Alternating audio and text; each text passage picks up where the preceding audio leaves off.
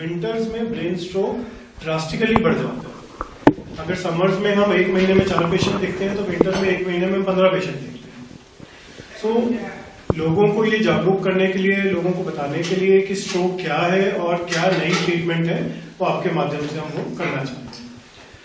सो stroke mainly 2 तरह के होते हैं, एक जिसमें दिमाग में ब्लीडिंग हो जाती है, एक जिसमें दिमाग में नस ब्लॉक हो जाती है। आम भाषा में जब हम बात करते हैं, हम बोलते हैं ब्रेन में क्लॉट आ गया।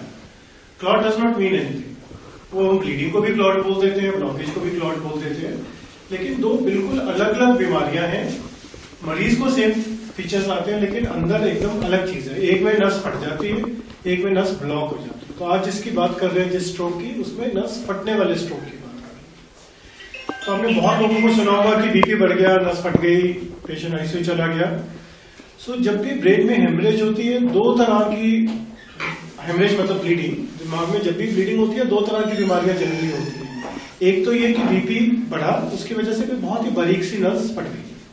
उसकी जो ट्रीटमेंट है मोर और लेस कंजर्वेटिव है, मतलब मेडिकल मैनेजमेंट है, आईसीयू में दाखिल कर दिया, सोजिश की मेडिसिन दे दी, ब्लड धीरे धीरे खत्म हो जाता है। लेकिन उससे भी खतरनाक एक ब्लीडिंग होती है जिसमें नस खराब है अंदर से। उसमें वो क्या खराबी है, उसको ब्रेन एन्यूरिज्म बोलते हैं।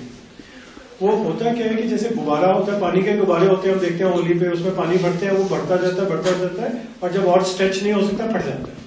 तो ऐसे दिमाग की नस कहीं ना कहीं वीक रह जाती है, तो उसमें एक गुब्बारा बन जाता है।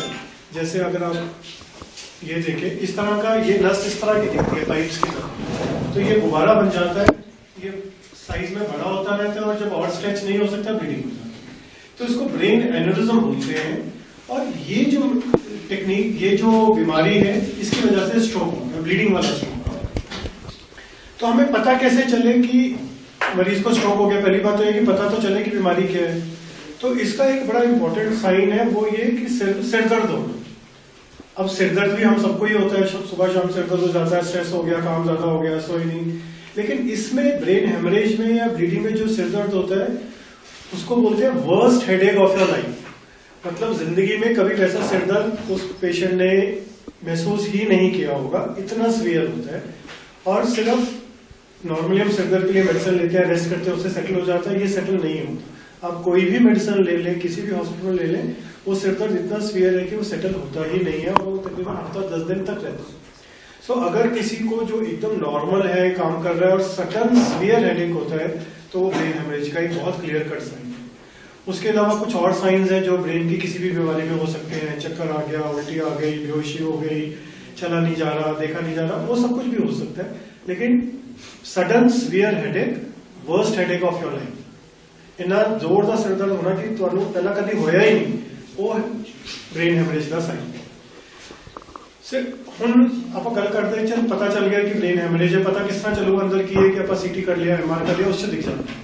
कोई बहुत हाई फाई टेस्ट करने की लोड़ नहीं है, सीटी एमआरआई च ਸਾਨੂੰ दिख जाता है ब्रेन च एन्यूरिज्म है कि नहीं। नाउ हमें डायग्नोसिस हो गया कि ब्रेन में एन्यूरिज्म है, तो करते क्या? पिछले 50-60 साल से दुनिया भर में सिर्फ ओपन सर्जरी होती थी। ओपन सर्जरी मतलब बाल हटाओ, हड्डी हटाओ, दिमाग को सेपरेट करो, अंदर जाओ, और एक चिमटी की तरह चीज होती है, जिसे अगर आप यहाँ देख पा रहे हैं, ये गुब्बारा दिखाया है एन्यूरिज्म, ये वो क्लिप है, इसको मेडिकल टर्म में एन्यूरिज्म क्लिप बोलते हैं। देखने में ये ऐसी चिमटी होती है, तो जहां से नस फटी है वहां पे ऐसी चिमटी लगा दी, तो उससे आगे ब्लड ने, उसके ये जो गुब्बारा है ये खत्म हो जाए। लेकिन अब इसमें जैसे मैं बोल रहा हूँ, समझ ही नहीं कि कितना मुश्किल ऑपरेशन है कि हड्डी हटेगी, दिमाग को सेपरेट करना होगा, हैंडलिंग होगी, फिर अंदर जाएंगे, और अगर करते करते ऑपरेशन करते करते ये फट गया क्लिप लगाने से पहले, तो मरीज खत्म। सो मेडिकल साइंस हमेशा ये ढूंढती है कि क्या और बेटर हो सकता है। अब जैसे हार्ट की डिजीजेस में होता है, हार्ट में भी पहले किसी जमाने में सिर्फ बाईपास होता था, ओपन सर्जरी होती थी, स्टेंटिंग नहीं होती थी। ऐसे ब्रेन में अब जैसे हार्ट में रिपेयर हो सकती है नसें, ब्रेन में भी बिना ब्रेन खोले नसें रिपेयर हो सकती हैं, जो कि मेरा फील्ड है, न्यूरो इंटरवेंशन से बोलते हैं। तो पीजीआई में मैं प्रोफेसर था इस फील्ड का। जितने भी लोग वहां से निकले हैं पिछले 15 साल में, हमारे अंडर ही ट्रेन होकर निकले हैं। इसमें सबसे अच्छी बात क्या है कि ब्रेन नहीं ओपन करना, बाजू में यहाँ पे एक 2 मिलीमीटर का छेद करना, या टांग के ऊपरी हिस्से में सिर्फ 2 मिलीमीटर का छेद, सारा इलाज उसके थ्रू होता है। क्या होता है कि ये जो गुब्बारा है इसके अंदर हम कुछ मटेरियल डालते हैं, उससे भर देते हैं, तो गुब्बारे के अंदर जगह ही नहीं बचती, नहीं जाता तो फटता नहीं, तो रिपेयर होता। क्या डालते हैं, ये अगर आप देखें वायर दिख रही है आपको,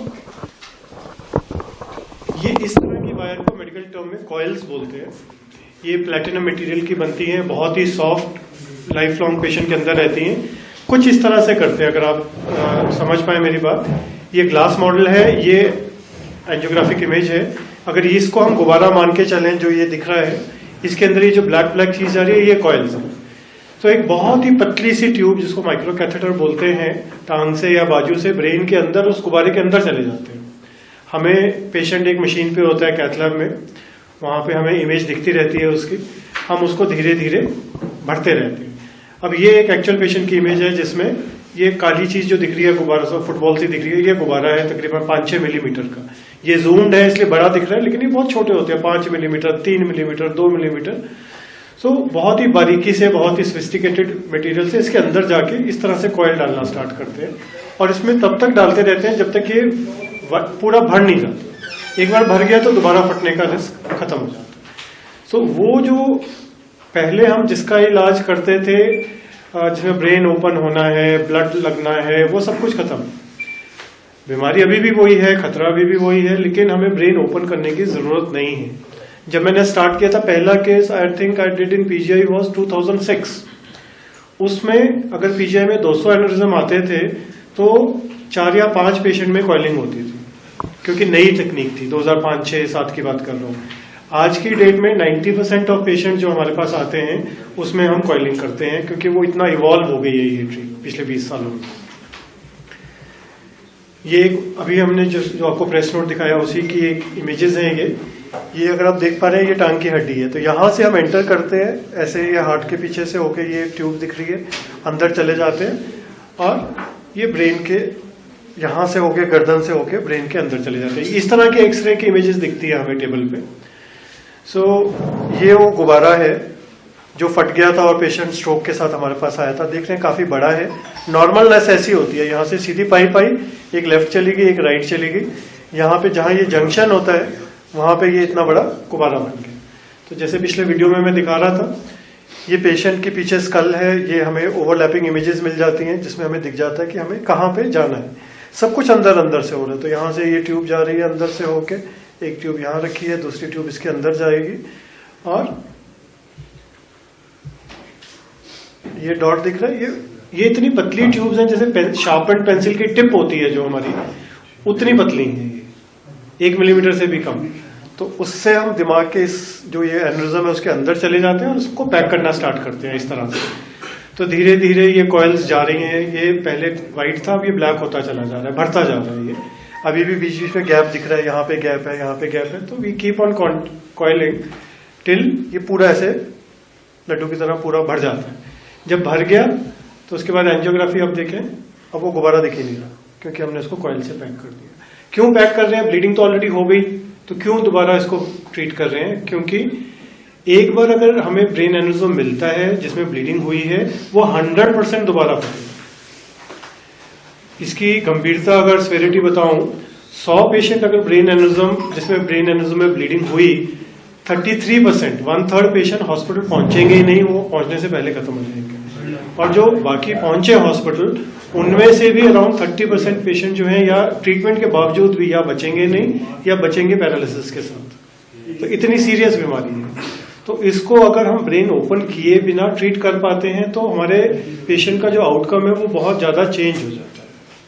सो ये एक टेक्निक है जो बहुत ज्यादा लोगों को नहीं पता है। तो अगर आप भी अपने सर्कल में पूछेंगे तो हार्डली कोई 1-2 पेशेंट होंगे या लोग होंगे जिनको कुछ आइडिया भी होगा कि मैं क्या बात कर रहा हूँ, बिकॉज बहुत ज्यादा जगह उपलब्ध नहीं है। पंजाब की अगर हम बात करते हैं, पंजाब के किसी गवर्नमेंट हॉस्पिटल में नहीं है, प्राइवेट में भी ट्राई सिटी चंडीगढ़ वाला रीजन को छोड़ दे, लुधियाना में कुछ जगह पे अभी होना स्टार्ट हुआ है पिछले 2-3 साल से, उसके अलावा कहीं नहीं है। अमृतसर, होशियारपुर कहीं नहीं है, पटियाला। सो इसलिए लोगों को पता नहीं है। अल्टीमेटली वो सर्जरी होती है अभी भी मेनली लोगों के लिए। तो हमारा काम आपके माध्यम से है कि लोगों को पता हो कि ये एक नई ट्रीटमेंट, अब तो नई नहीं रह गई, पर एक ट्रीटमेंट उपलब्ध है जिसमें हमें ब्रेन ओपन नहीं करना और ब्रेन हेमरेज को ट्रीट कर सकते हैं। कभी कभी जो गुब्बारे हैं वो इतने सिंपल नहीं होते जितना मैंने दिखाया, छेद बहुत बड़ा होता है। देखिए यहाँ से यहाँ तक छेद है, तो अगर इसके अंदर मैं कुछ भी डालूंगा वो वापस नस में गिर जाएगा, नस ब्लॉक हो जाएगी। ऐसे केस में हम ब्रेन के अंदर भी स्टेंट डाल सकते हैं। इसको अगर थोड़ा सा आइडिया देने के लिए मैं आपको शो करूं, ये स्टेंट है। जैसे हार्ट में स्टेंट डलते हैं, ब्रेन के अंदर भी स्टेंट डल जाते हैं, और स्टेंट की मदद से फिर हम अंदर जाके कॉइल्स कर सकते हैं। स्टेंट डाल दिया ताकि जो भी कॉइल यहाँ डाले वो इसके अंदर ही रहे, बाहर ना गिरे, और इसको पूरा ट्रीट कर सकते हैं। तो अभी किसी भी तरह की एनेरिज्म हो, बिकॉज ये एक गुब्बारे की तरह नहीं होती, किसी में छोटी, किसी में बड़ी, किसी में छेद छोटा, किसी में बड़ा। तो हमारे पास बहुत सारी मॉडिफिकेशन है इस टेक्निक की जिससे हम इनको ट्रीट कर सकते हैं। तो वो आपसे शेयर करने के लिए मैं आया। जो हमारा हॉस्पिटल है जिसकी हम बात कर रहे हैं, वो अब हम उसे स्ट्रोक रेडी हॉस्पिटल बोलते हैं। तो स्ट्रोक तो बहुत जगह ट्रीट होता है, कहीं पे थोड़ा कम होता है, थोड़ा ज्यादा होता है, लेकिन स्ट्रोक रेडी नहीं बोल सकते उसको, because by definition stroke ready hospital में 5-7 चीजें होना जरूरी है। तो ये स्ट्रोक रेडी का वर्ड आप आने वाले कुछ सालों में बहुत ज्यादा सुनेंगे, बिकॉज गवर्नमेंट की तरफ से भी कोशिश है कि जैसे हॉस्पिटल आपको पता है NABH सर्टिफिकेशन ढूंढते हैं, तो जो अच्छे हॉस्पिटल है उनका NABH होता है, जो मिडिल लेवल के वो ट्राई करते हैं, छोटे मुख के पास नहीं होता, नर्सिंग होम्स के पास बहुतों के पास नहीं होता। ऐसे स्ट्रोक इतना कॉमन है, तो गवर्नमेंट की तरफ से और कुछ और प्राइवेट एजेंसी की तरफ से कोशिश है कि हम लेबल करें कि ये स्ट्रोक रेडी हॉस्पिटल। किस हॉस्पिटल को स्ट्रोक रेडी का टाइटल मिलेगा? जहां पे सर्विसेज एक तो 24/7 है, ब्रेक नहीं है सर्विस में कि रात को 3 बजे भी अवेलेबल है, सुबह भी 3 बजे अवेलेबल है। दूसरा, वहां पे कुछ की डिपार्टमेंट होना जरूरी है। इमरजेंसी तो बहुत जगह पे होती है। न्यूरोलॉजिस्ट, न्यूरोसर्जन, न्यूरो इंटरवेंशन, मैं न्यूरो इंटरवेंशनिस्ट हूँ। Neurologist, neurosurgeon, neuro intervention 24/7 available है। अब अगर किसी जगह पे एक पर्सन अवेलेबल है, एक बंदा काम करता है, तो 24 घंटे तो काम नहीं कर सकता, तो वो स्ट्रोक रेडी नहीं हो सकता। सो जहां पे एटलीस्ट 2 लोग हों हर एक स्पेशलिटी के, 24/7 कवरेज हो ये। दूसरा, CT MRI। बहुत सारे हॉस्पिटल्स हैं कि CT पेशेंट आया आपके पास, ब्रेन हेमरेज का या स्ट्रोक का पेशेंट आया, जाओ आप फलां सेंटर पे जाओ, CT करा के आ जाओ। वो मरीज गया CT करवाने, उसमें 2 घंटे लग गए, रिपोर्ट आने में फिर 4 घंटे लग गए, तब तक दोबारा ब्लीड हो गया पेशेंट में। सो स्ट्रोक रेडी हॉस्पिटल में CT MRI का उसी हॉस्पिटल में होना जरूरी है, और ऑनलाइन रिपोर्ट का आना जरूरी है। रिटर्न रिपोर्ट की वेट नहीं कर सकते। आजकल थोड़ा इजी हो गया व्हाट्सएप से कि इमेजेस व्हाट्सएप पे आ जाता है। उसके अलावा ICU and rehabilitation along with anaesthesia. तो जिस भी हॉस्पिटल में ये सारी चीजें 24/7 365 डेज अवेलेबल है, उसको स्ट्रोक रेडी हॉस्पिटल बोलते हैं। और हमारा हॉस्पिटल बहुत जल्दी वर्ल्ड स्ट्रोक ऑर्गेनाइजेशन से ये रिकॉग्निशन मिल जाएगा। वो ऑलरेडी पेपर वर्क हो गया है, उन्होंने इंस्पेक्शन हो गया, तो वो जल्दी हमें वो भी मिल जाएगा। सो टू कंक्लूड, जिस बीमारी के बारे में बात कर रहे थे, स्ट्रोक 2 तरह के होते हैं। एक में नस ब्लॉक होती है, एक में नस फटती है। तो जिसमें नस फटती है, आज हम उसके बारे में बात कर रहे थे। ट्रीटमेंट क्या है? कॉइल डालते हैं, तो इसको एनेरिज्म कॉइलिंग बोलते हैं, बहुत ही सिंपल भाषा में, कि तार डाल दी, रिपेयर कर दिया। कब करना चाहिए? ब्लीडिंग होने के बाद कब करना चाहिए? जितना जल्दी हो सके, बिकॉज दोबारा ब्लीडिंग अगर हो गई तो जो 2/3 पेशेंट हॉस्पिटल पहुंचे हैं, कुछ तो पहुंचेंगे ही नहीं हॉस्पिटल, वो भी नहीं बचेंगे। कहाँ होती है वो मैंने आपसे जिक्र किया कि कहाँ अवेलेबल है। गवर्नमेंट सेटअप में सिर्फ PGI में और कहीं नहीं है, इस पूरे नॉर्थ ऑफ दिल्ली। एक्सपर्टीज कौन करते हैं? जो डॉक्टर्स करते हैं उन्हें न्यूरो इंटरवेंशनिस्ट बोलते हैं। अगेन ये टर्म बड़ी कॉमन नहीं है, बिकॉज लोग ही नहीं है। पूरे इंडिया में 500 लोग नहीं है जो न्यूरो इंटरवेंशन प्रैक्टिस करते हैं, और जो 15 साल से प्रैक्टिस कर रहे हैं 100 भी नहीं है। मतलब 50 लोग हैं जिनको हम बाय नेम जानते हैं पूरे इंडिया में, जो 10-15 साल से ये चीज कर रहे हैं। कॉस्ट क्या है? बहुत जरूरी है जानना लोगों को कि कॉस्ट क्या है। कॉस्ट हाई है, बिकॉज इसमें जो भी सामान आज की डेट में यूज होता है वो बाहर से आता है, कुछ भी इंडिया में आज नहीं बनता। बहुत जल्दी हैदराबाद में कुछ सेंटर्स हैं जहां से ये स्टार्ट हो रही है प्रोडक्शन, तो कॉस्ट कम होगा। पर अभी आज की डेट में प्रोसीजर कॉस्ट, जो ऑपरेशन की कॉस्ट जिसको बोलते हैं, फीस बोलते हैं, वो 70-80 हज़ार रुपया है। लेकिन जो इम्प्लांट्स है वो लाखों में, तो कॉस्ट इम्प्लांट की अभी ज्यादा है। और फायदा क्या है इसका, वो तो मुझे बताने की जरूरत नहीं, बहुत ही सिंपल है कि अगर ब्रेन ओपन ही नहीं हो रहा, कोई ब्लड ट्रांसफ्यूजन नहीं हो रहा, तो हॉस्पिटल का स्टे कम होता है, पेशेंट को जो तकलीफ है वो कम होती है, बिकॉज कोई टांका नहीं है, कोई ब्लड नहीं है। ये थोड़ा अजीब लगता है हमें भी बोलने में, आपको भी समझने में, कि अगर ब्रेन का ऑपरेशन हो रहा है तो हम ब्लड को क्रॉस मैच भी नहीं करते, क्योंकि ब्लड लॉस ही नहीं, there is no open surgery, there is no stitch, जैसे हम बोलते हैं ना कि टांके खुलवाने के लिए हफ्ते बाद आ जाना है, महीने बाद आ जाना, there is no stitch. Patient अगर रिपेयर हो जाता है, ब्लीडिंग कंट्रोल हो जाती है, तो जैसे हमारे पास आता है वैसे ही जाता है। दैट डज नॉट मीन कि सारे ही पेशेंट ठीक होके जाते हैं, बिकॉज अगर वो आया ही बहुत गंदी हालत में है, ब्लीडिंग बहुत ज्यादा फैल गई है, तो वो ऑपरेशन के बाद भी सर्वाइव नहीं करते कई कुछ केसेस में। पर मेजॉरिटी पेशेंट अगर टाइमली आ जाते हैं तो ठीक होके जाते हैं और चल के जाते हैं। So that is the beauty of this treatment. So आप इसके बारे में कुछ पूछना चाहें तो? होता है कोई एक्सीडेंट केस में होता है कि डिप्रेशन वगैरह? नहीं, इस प्रॉब्लम में अनफॉर्चुनेटली रिस्क फैक्टर ऐसे वाले नहीं है कि वर्क से रिलेटेड हो या स्ट्रेस से रिलेटेड हो। ये जन्म से नस वीक रह जाती है किसी पॉइंट, जन्म से। पर वो अगर आप बचपन में सीटी करेंगे, एमआरआई करेंगे, तब दिखेगा नहीं, क्योंकि धीरे धीरे बनता है। इसको एड ऑन कुछ रिस्क फैक्टर्स हैं जो हम मॉडिफाई कर सकते हैं। उसमें एक तो हाई ब्लड प्रेशर जिसका कंट्रोल नहीं हो, वो उसमें रिस्क फैक्टर बनता है। स्मोकिंग एक बहुत बड़ा रिस्क फैक्टर है, ड्रिंकिंग एक रिस्क फैक्टर है। तो ये रिस्क फैक्टर्स हैं ब्रेन एन्यूरिज्म अगर बनना हो किसी में, जन्म से कुछ अगर इशू है, तो अगर ये सब चीजें कंट्रोल में नहीं है तो उसके चांसेस बढ़ जाते हैं। पर ऐसा नहीं है कि बीपी की वजह से ये गुवारा या एन्यूरिज्म बनता है। Blood pressure is a risk factor. सूजन बोलते हैं ना, सूजन कह लीजिए, हाँ आम भाषा। नहीं, सूजन बेसिकली स्वेलिंग, तो ब्रेन में स्वेलिंग होगी ना, जो ये तो ब्रेन की नस में डिफेक्ट है, बनावट का नुक्स है। जैसे हमारी 5 उंगलियां, 5 की बजाय अगर 6 उंगलियां हो गई तो आप बोलोगे कि बनावट का नुक्स है, सोजिश तो नहीं बोलोगे। ऐसी नस जो सीधी पाइप की तरह जा रही है, उसके अंदर दोबारा बन रहा है, प्रेशर बढ़ा, फिर ऐसे ब्रांचेस होती हैं ब्रेन के अंदर। नसें बिल्कुल ऐसी होती हैं, एक सीधी नस आएगी, वो 2 में बटेगी, 2 से 4, 4 से 8 ऐसे होती जाएंगी। तो कहीं पे भी नस, सपोज ये दीवार कमजोर रह गई, यहाँ से इतना सा पोर्शन कमजोर रह गया, वो पहले इतना बनेगा, फिर और बड़ा बनेगा, फिर ऐसे सूज जाएगा बड़ा सा, और जब और सूज नहीं सकता या और ज्यादा स्ट्रेच नहीं हो सकता, फट जाएगा। जब फटता है तब हमें पता चलता है। कुछ मरीज ऐसे हैं जिसमें फटता नहीं है, बड़ा होता जाता है, बड़ा होता जाता है, तो आसपास की जो नर्व्स है उस पर स्वेलिंग, वो दबाव पैदा करता है, तब पेशेंट हमारे पास होता है कि दिखना बंद हो गया या चला नहीं जा रहा। पर वैसे केसेस कम होते हैं, ज्यादा पेशेंट इंडिया में एटलीस्ट ब्लीडिंग के बाद ही आते हैं। ट्यूमर क्या होता है? ब्रेन में ट्यूमर हो जाता है, उसमें ट्यूमर एक अलग चीज है, बिल्कुल वो बीमारी अलग है। उसमें नसों की प्रॉब्लम नहीं है, उसमें जो ब्रेन, जो हमारा काम करने वाला टिश्यू है, उसके अंदर जो सेल, हर एक चीज शरीर में सेल से बनती है। हमारा जितना भी बॉडी है वो सेल्स के जुड़ने से बनती है। तो ब्रेन में या कहीं पे भी शरीर में जिसको अगर हम ट्यूमर बोलते हैं, तो जो सेल नॉर्मल सेल थे किसी टाइम पे, वो अनकंट्रोल्ड फैशन में बढ़ने स्टार्ट हो जाते हैं, उसको हम ट्यूमर या कैंसर बोलते हैं।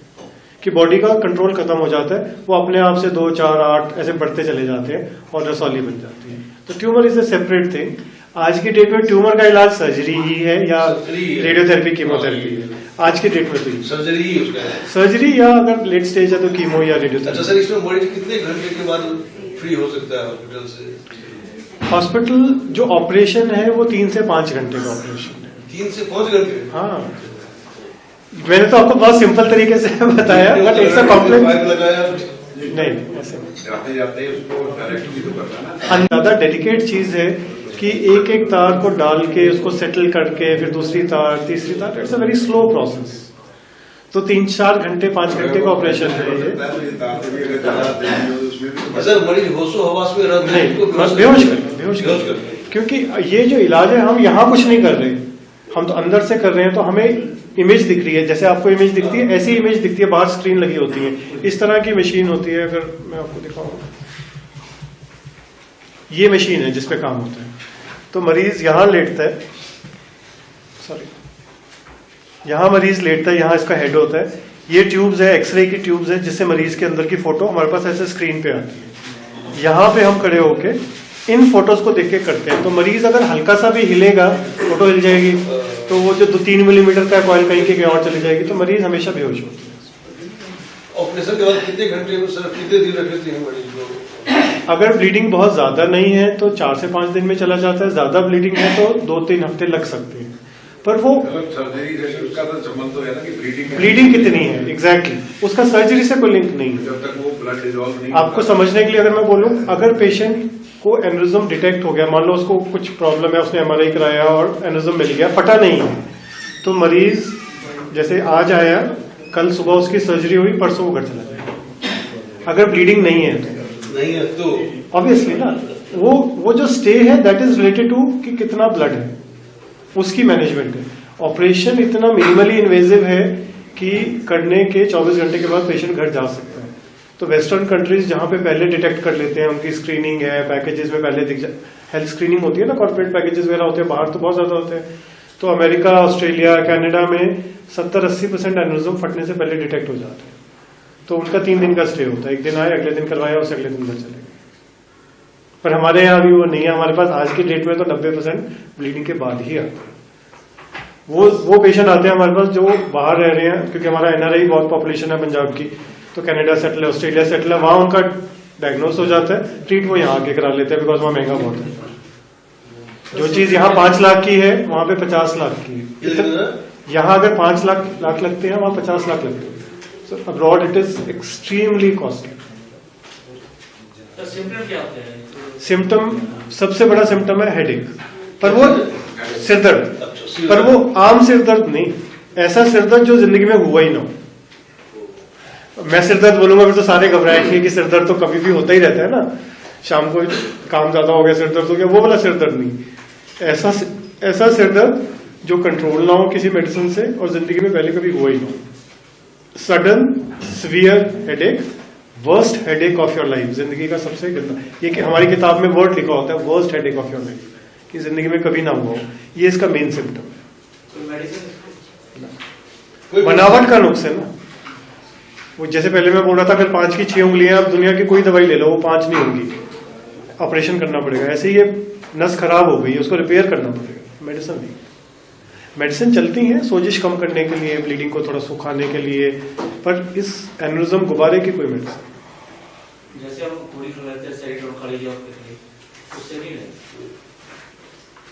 जो भी मेडिकल ट्रीटमेंट है इन जनरल, मैं अपनी स्पेशलिटी की बात नहीं कर रहा, वो तब कामयाब होता है कि शरीर में कोई चीज बढ़ गई या कम हो गई, ब्लड के अंदर या यूरिन के अंदर, तो आपने दवाई दी, शुगर बढ़ गई, दवाई दी, उसने शुगर थोड़ी कंट्रोल कर दी, बीपी बढ़ गया, बीपी कंट्रोल कर दिया।